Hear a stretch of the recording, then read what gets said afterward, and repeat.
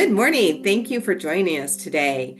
My name is Carolyn Gorst. I am the development director here at Compass Affordable Housing, and today our guest is the wonderful Shea-Lynn Hosing. I always pronounce your last name wrong. Shea-Lynn Hoisington. Hoisington. Hoisington from Yeah. Tucson Electric Power. Hi, Shea-Lynn. Hello. And with me is my fantastic co-host, Lydia Aranda from Rainmakers. Hi, Lydia. Good morning. Good morning, Shea-Lynn. Hello. Nice to meet you. We're so glad that you could join us on the Compass Ecosystem Podcast. The purpose of the Compass Ecosystem Podcast is to inform, engage, and to connect the Southern Arizona community in a dialogue about its human development ecosystem. Our sponsor for today's first segment is Tucson Electric Power. And with me, as I introduced, is Shea-Lynn. Shea-Lynn, thank you so much for joining us. My pleasure. So, Shea-Lynn, to get the conversation started, we'd love for you just to describe some of the work that TEP is doing, the issues you are addressing, the audience that you serve, and some of the outcomes that TEP is seeing happen. Sure. So TEP is the regulated electric utility provider servicing Southern Arizona. Our core mission is to deliver safe, reliable, and affordable energy. And our work extends beyond electricity. We address issues tied to economic stability, community resilience, and access to essential services. Our primary audiences are residential customers, businesses, and the communities in which we operate, with particular attention to households experiencing financial strain or vulnerability. In addition to providing electric service, we invest in the community partnerships, employee volunteerism, charitable giving, and energy assistance and education efforts. Our goal is to contribute to a stronger Southern Arizona community. So, Tucson Electric Power is part of a larger statewide company. Could you tell us a little bit about that? Yeah, so here in Tucson, we are known as Tucson Electric Power. We provide service in Pima County. But outside of that, we are known as Unisource Energy Services. We provide electric and gas in many of the other counties across the state. That's fabulous. I have to say, we are very excited that Tucson Electric Power is one of our sponsors here at Compass Affordable Housing. And you definitely are allowing us to build a brighter future, if I can use your phrase. So, Lydia, did you have any additional follow-up that you wanted to ask Shaylin today?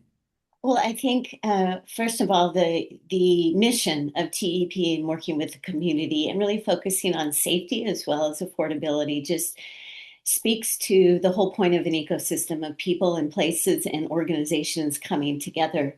And in your role, coordinating a lot of the volunteer efforts and community efforts really makes you right in the center as a hub or a liaison to bring many perspectives together as well and really listen well to needs both from the community and your employees.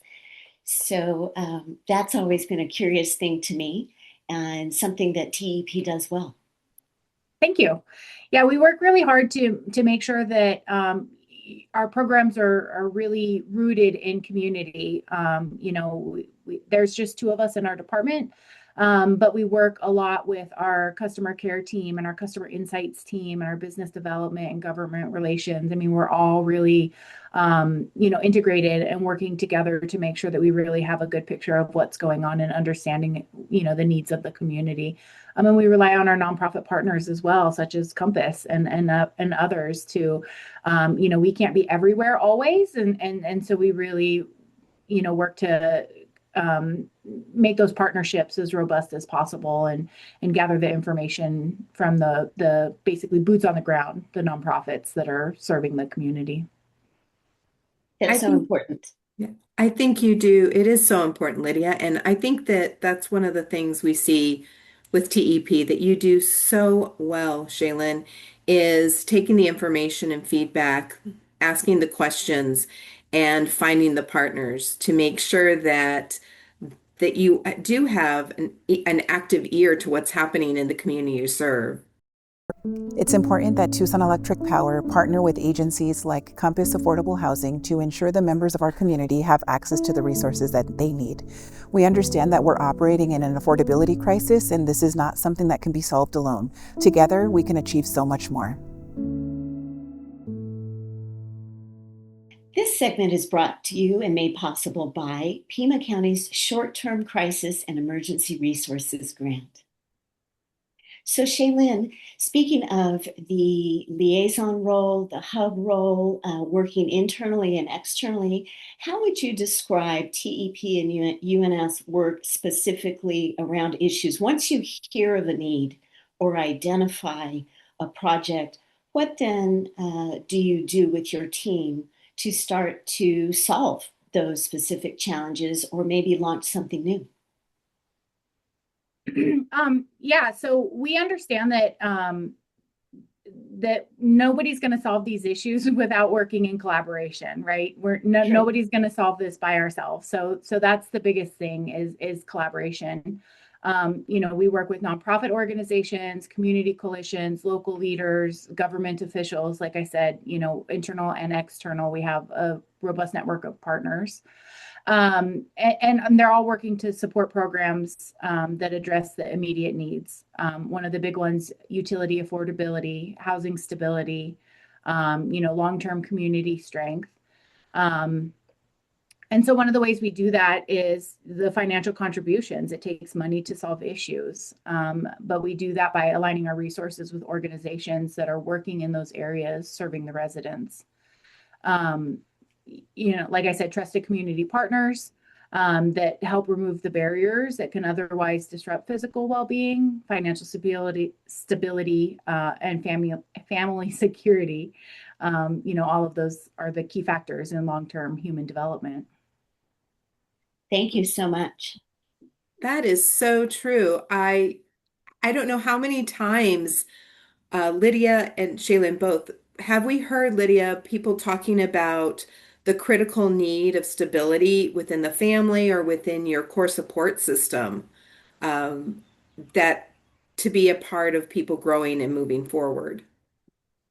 So It really puts together the whole, well, as you said, it takes a village to help improve.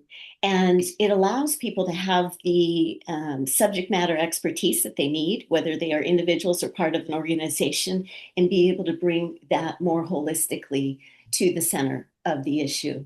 And that way, hopefully, nobody gets overburdened by feeling they have to solve singularly or all alone. And I think that's how we build up more resilience, because it's not only the players coming together, but then the system gets better as a whole, and that provides more stability for all.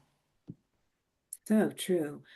So, Shea-Lynn, very similar to what you just shared, I want to build on that with a little question that takes us a little deeper. And that's, can you give us some examples specifically on how TEP is participating in the Southern Arizona human development ecosystem? Give us some examples of programs that TEP has that demonstrate the work that you guys are doing right there at the boots on the ground level. Yeah, so like I said, we support a network of organizations that directly provide housing, education, health, social services. We see our role as being behind the scenes, helping ensure that families can stay housed by supporting the nonprofits that are doing the work and making sure that they have the funds and ability to operate efficiently and effectively, and that their communication can remain resilient. Lydia, like you said, nobody needs to solve every problem.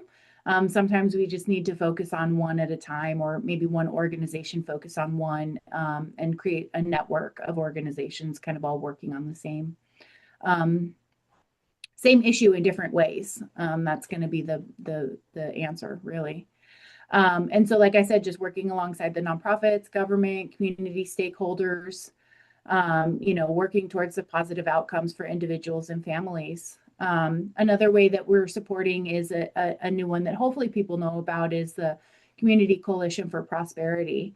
We're very integrated in that, and there's going to be a lot of work moving towards that, bringing the city, the county, business, nonprofit, all of the movers in the community working towards the same goal with clear outcomes. So I think it's so wonderful that Tucson Electric Power is involved with the coalition of the Prosperity Initiative because it's taking what you've been doing so well for so long, in my opinion, to that next level. Do you see it that way? yeah, definitely. I mean, having a nonprofit organization like the Community Coalition for Prosperity, having them be kind of the central hub, making sure that outcomes are aligned and checks and balances, and they're going to be collecting the data and doing output and all of that stuff is so important. Alignment is a big thing. We can all be thinking that we're working in the same direction, or we're working on similar things, but it means different. And so just having kind of a clear black and white outline of what progress means and having someone championing that is, I think, really important and really good. And again, working with city and county, nonprofit, business, kind of bringing all the players together is super important. Annually, we give to local organizations who are running programs and making great strides in what we call the social determinants of health. It's incredible the work that they're doing, and we're just really proud to be a part of it. And another thank you for our major sponsor, Tucson Osteopathic Medical Foundation, for your generous support in making this podcast possible. I want to thank you again, Shea-Lynn. Such good information for everybody to know, and really understanding how so many different players can come together for a number of things. And again, not only in solving challenges, but building new things, which as an ecosystem, as a community, I think there's constant, evergreen opportunities. And TEP seems well poised to be able to do that with its flexibility and agility in often fairly stringent parameters sometimes that you have to pay attention to. And that's where the other players come into helping give that opportunity for all. I'd like to ask you, with that in mind and with everything that you've shared, how is TEP really, in your mind, not only making itself available, but maybe let me switch that. How can Southern Arizona residents or business owners who might be in need of some of your specialty programs or may want to get involved in supporting your endeavors at TEP, how might they be able to participate or contact you for further information? Yeah, I mean, that's a great question. And it's, we love to be contacted, reach out to us.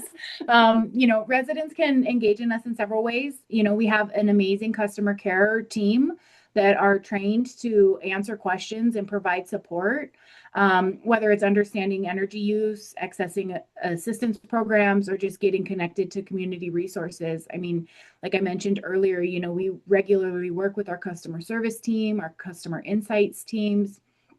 We want to make sure that we have as many opportunities for our residents to be able to have access to the assistance they need, whether it's ours or others. And engaging with the nonprofits in the organizations that we support. A lot of them provide wraparound services that address housing, financial stability, overall well-being. So, connecting and whether you need support or you want to support, both are amazing as well. These partnerships, they help the residents access the help that goes beyond just the energy, supports their broader quality of life.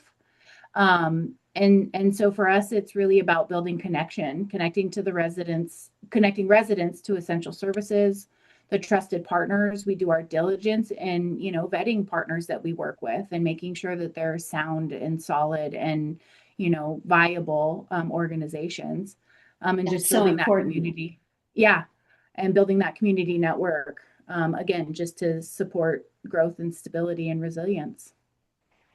Well, and resilience that applies to all, maybe not just at the one particular need.